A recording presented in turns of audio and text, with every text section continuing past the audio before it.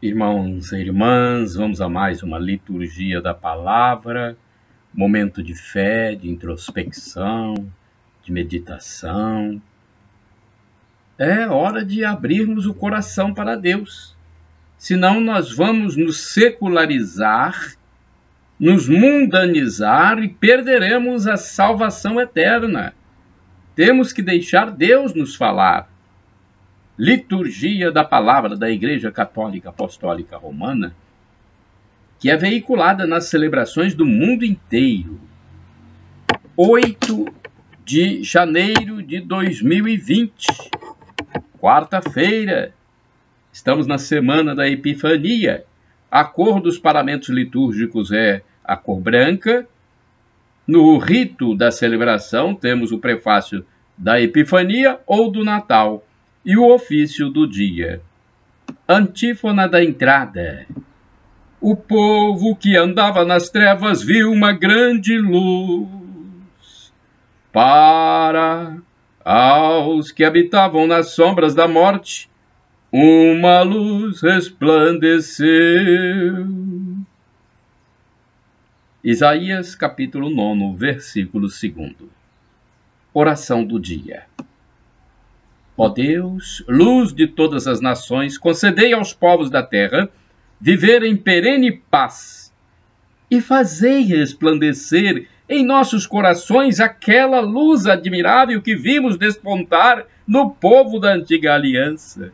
Por nosso Senhor Jesus Cristo, vosso Filho, que convosco vive e reina na unidade do Espírito Santo. Assim seja. Primeira leitura da primeira carta de São João, capítulo 4, versículos de 11 a 18. Caríssimos, se Deus nos amou assim, nós também devemos amar-nos uns aos outros. Ninguém jamais viu a Deus. Se nos amamos uns aos outros, Deus permanece conosco e seu amor é plenamente realizado em nós. A prova de que permanecemos com Ele e Ele conosco é que Ele nos deu o seu Espírito e nós vimos e damos testemunho que o Pai enviou seu Filho como Salvador do mundo. Todo aquele que procura, ou melhor, todo aquele que proclama que Jesus é o Filho de Deus, Deus permanece com ele e ele com Deus. E nós conhecemos o amor que Deus tem para conosco e acreditamos nele. Deus é amor. Quem permanece no amor, permanece com Deus, e Deus permanece com ele. Nisto se realiza plenamente o seu amor para conosco. Em nós, termos plena confiança no dia do julgamento. Por quê? Tal como Jesus, nós somos neste mundo. No amor, não há temor. Ao contrário, o perfeito amor lança fora o temor, pois o temor implica castigo, e aquele que teme não chegou à perfeição do amor. Palavra do Senhor, graças a Deus. Salmo responsorial é o Salmo 72, versículos do 1º ao 2º, do 10º ao 11, do 12 ao 13, e o refrão é o 11. As nações de toda a terra hão de adorar-vos, ó Senhor, todos. As nações de toda a terra hão de adorar-vos, ó Senhor. Dai ao Rei vossos poderes, Senhor Deus, vossa justiça aos descendentes da realeza. Com justiça ele governe o vosso povo, com equidade ele julgue os vossos pobres. As nações de toda a terra hão de adorar-vos, ó Senhor. Os reis de Tarsis e das ilhas hão de vir e oferecer-lhes seus presentes e seus dons. E também os reis de Seba e de Sabá hão de trazer-lhes oferendas e tributos. Os reis de toda a terra hão de adorá-lo, e de todas as nações hão de servi-lo. As nações de toda a terra hão de adorar-vos, ó Senhor. Libertará o indigente que suplica, e o pobre ao qual ninguém quer ajudar. Terá pena do indigente e do infeliz, e a vida dos humildes salvará. As nações de toda a terra hão de adorar-vos, ó Senhor. Repitamos: as nações de toda a terra hão de adorar-vos, ó Senhor. Agora temos a aclamação ao Santo Evangelho. Aleluia, aleluia, aleluia, aleluia, aleluia, aleluia, aleluia, aleluia. Louvai ao Senhor Jesus todos os povos, aceitos pela fé no mundo inteiro. Primeira carta de São Paulo a Timóteo, capítulo 3, melhor dizendo, versículo 16. Aleluia, aleluia, aleluia, aleluia, aleluia, aleluia, aleluia, aleluia. Evangelho de Jesus Cristo segundo São Marcos, capítulo 6, versículos de 45 a 52. O Senhor esteja convosco, Ele está no meio de nós. Proclamação do Evangelho de Jesus Cristo segundo São Marcos. Glória a vós, Senhor. Pelo sinal da Santa Cruz, livra-nos Deus nosso Senhor dos nossos inimigos. Depois de saciar os 5.000 homens, Jesus obrigou os discípulos a entrarem na barca e irem na frente para Betsaida, na outra margem, enquanto ele despedia a multidão. Logo depois de se despedir deles, subiu ao monte para rezar. Ao anoitecer, a barca estava no meio do mar e Jesus, sozinho em terra. Ele viu os discípulos cansados de remar, porque o vento era contrário. Então, pelas 3 da madrugada, Jesus foi até eles andando sobre as águas e queria passar na frente deles. Quando os discípulos o viram andando sobre o mar, pensaram que era um fantasma e começaram a gritar. Com efeito, todos o tinham visto e ficaram assustados. Mas Jesus logo falou: coragem, sou eu, não tenhais medo. Então subiu com eles na barca e o vento cessou. Mas os discípulos ficaram ainda mais espantados porque não tinham compreendido nada a respeito dos pães. O coração deles estava endurecido. Palavra da salvação. Glória a vós, Senhor. Aleluia, aleluia. Aleluia, aleluia, aleluia, aleluia, aleluia, aleluia. Vamos à primeira reflexão do livro Palavra e Vida, 2013, da editora Ave Maria. Jesus se despede das pessoas e conversa com elas. O povo se admira porque era diferente dos sacerdotes, que só recebiam as vítimas para os sacrifícios e trocavam o dinheiro profano pelo sagrado usado no templo. Depois que a multidão tinha ido embora, é que Jesus vai cuidar de si. Mas antes, ora ao Pai, agradecendo aquele dia maravilhoso. E agora vai descansar. Será que vai? Não vai, não. Jesus não vai descansar. Sai ao encontro dos seus apóstolos, fatigados de tanto remar. E nós? Como cuidamos da família? Temos tempo para os filhos? Inteiramo-nos de seus problemas? Somos participativos? Bem, agora temos uma outra reflexão, a de Antônio Carlos Santini, liderança da comunidade católica Nova Aliança. O e-mail dele é santini@novaalianca.com.br. É a liturgia comentada do Santini. Acharam que fosse um fantasma. Marcos 6, versículos de 45 a 52. A pessoa de Jesus Cristo continua sendo um enigma para muita gente. Em geral, Jesus passa por um processo de redução. Apenas um sábio do Oriente, um entre tantos profetas, um taumaturgo como outros curandeiros, nada mais que um contestador do Império Romano, um chefe da seita judaica. Não é fácil ver em Jesus Cristo o Filho de Deus feito homem.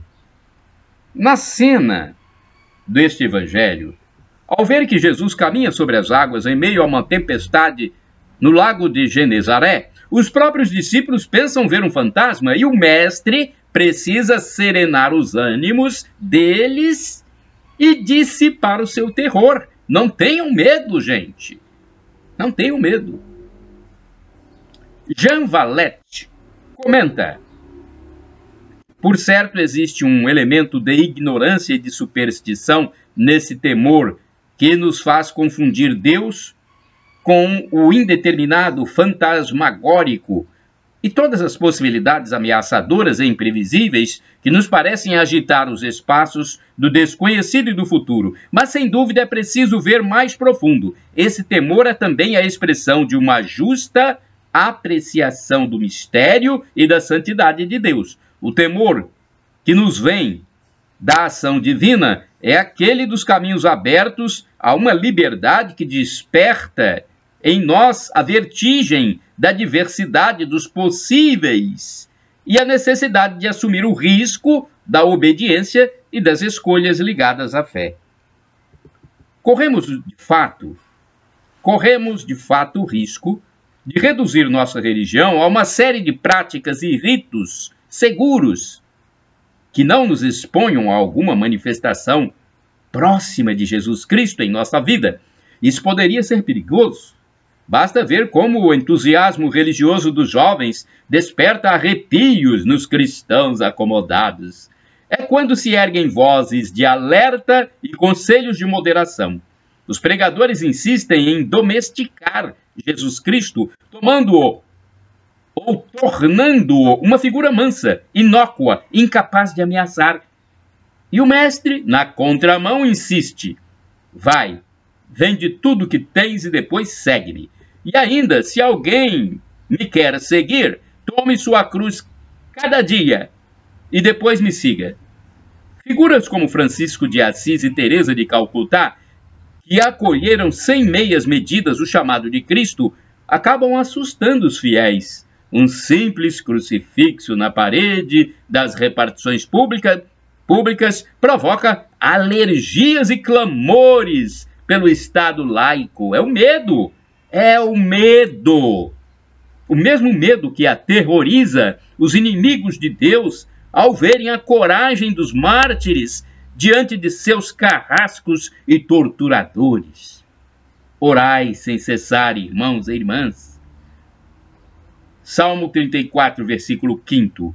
De todo temor o Senhor me livrou. Agora temos o santo do dia. É uma biografia feita pelo padre Evaldo César de Souza, missionário redentorista, que escreve para o site a12.com. Eu gravo aqui para o meu canal no YouTube, Paulo Roberto Maciel, o blog repórterpaulomaciel.blogspot.com e a rede social facebook.com/Paulo Maciel da Rádio. Da minha parte, podem divulgar livremente, porque foi Jesus quem falou: ide pelo mundo e evangelizai, o que de graça recebestes, deem também de graça. Vamos lá ao santo do dia, 8 de janeiro de 2020. Vamos ver qual é o santo. São Severino. São Severino é o santo do dia 8 de janeiro. Severino viveu em pleno século V, quando o Ocidente era acometido por uma sequência de invasões dos povos bárbaros. Os povos bárbaros invadiram o Ocidente. Sua vida é muito importante, pois foi neste ambiente de conflitos que Severino soube espalhar as sementes do Evangelho de Jesus. Severino nasceu no ano 410 na cidade de Roma e pertencia a uma família nobre e rica. Era um homem de fino trato, que falava o latim com perfeição, profundamente humilde, pobre e caridoso. Em 454, encontramos Severino às margens do rio Danúbio, fronteira com o então mundo pagão, acolhendo a população ameaçada pela destruição bárbara. Ao mesmo tempo, o jovem cristão fazia penitência e tentava atrair os pagãos para a vida cristã. Esse seu ministério apostólico itinerante frutificou em várias cidades, com a fundação de inúmeros mosteiros. Segundo a tradição, Severino era dotado do dom das profecias e conseguia avisar populações inteiras sobre ataques bárbaros. Com isso, evitava muitas mortes, pois as pessoas podiam refugiar-se em outros locais. Morreu no dia 8 de janeiro de 482, pronunciando a última frase do Salmo 150. Todo ser que tem vida a deve ao Senhor. Reflexão. São Severino era um homem perspicaz, de inteligência aguçada. Um homem perspicaz e de inteligência aguçada. Sua fé, sua caridade, simplicidade, entre outras virtudes, penetraram profundamente no coração do povo, sendo estimado e respeitado por todos. O cristão deve proclamar sua fé pelo testemunho de vida e nunca pela força. Oração. Rezemos, caríssimos irmãos e irmãs. Ó Deus, nosso Pai, nós te pedimos que, mediante teu Espírito Santo, nos concedeis o dom do discernimento para percebermos os sinais de teu amor e de tua ação na história humana. E que, a exemplo de São Severino, sejamos capazes de exercer a solidariedade para com todos os homens, sem levar em consideração raça, cultura e religião. Por Cristo nosso Senhor. Amém. Shalom Adonai é uma expressão hebraica que significa paz, a paz do Senhor. El Shaddai, também do hebraico, significa Deus onipotente, Deus todo-poderoso. Ele proverá, acredite.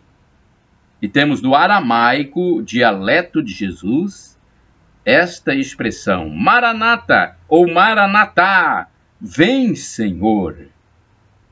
Foi dito, esse chamado foi dito por São Paulo. É um chamado, vem Senhor, Senhor vem. É a segunda vinda de Cristo Jesus que nós aguardamos. São Paulo, apóstolo dos gentios, responsável por nossa cristianização, porque ele foi o missionário do mundo. São Paulo disse, o sofrimento de agora nem se compara com a glória futura que será revelada em nós. Quando? Da segunda vinda de Cristo Jesus. Na segunda vinda de Cristo, quem se arrepender dos pecados terá a vida eterna. E essa vida será plena de felicidade, com Deus Pai, Deus Filho, Deus Espírito Santo, Maria Santíssima, São José, todos os apóstolos, todos os santos, todos os anjos. Uma vida onde não haverá tempo nem espaço. Estaremos no paraíso, em plena felicidade, louvando ao Deus de todo o universo. Shalom, a paz.